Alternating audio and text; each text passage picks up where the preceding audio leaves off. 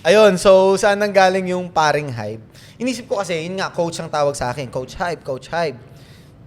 Eh, pangalan ko Hybe Anzures. Sabi ko, ang hirap eh. Kahit nga bibili ako ng Starbucks, sabi ko, what's your name?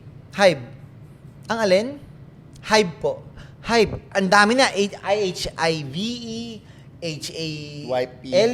Basta ang daming spelling ng Hybe. Kakaiba. Nakakalito. So sabi ko, something na kaya ng masa tandaan. Which is Boss Hybe. Boss Hybe. Boss ka ba? Para si Boss Toyo yun, di ba?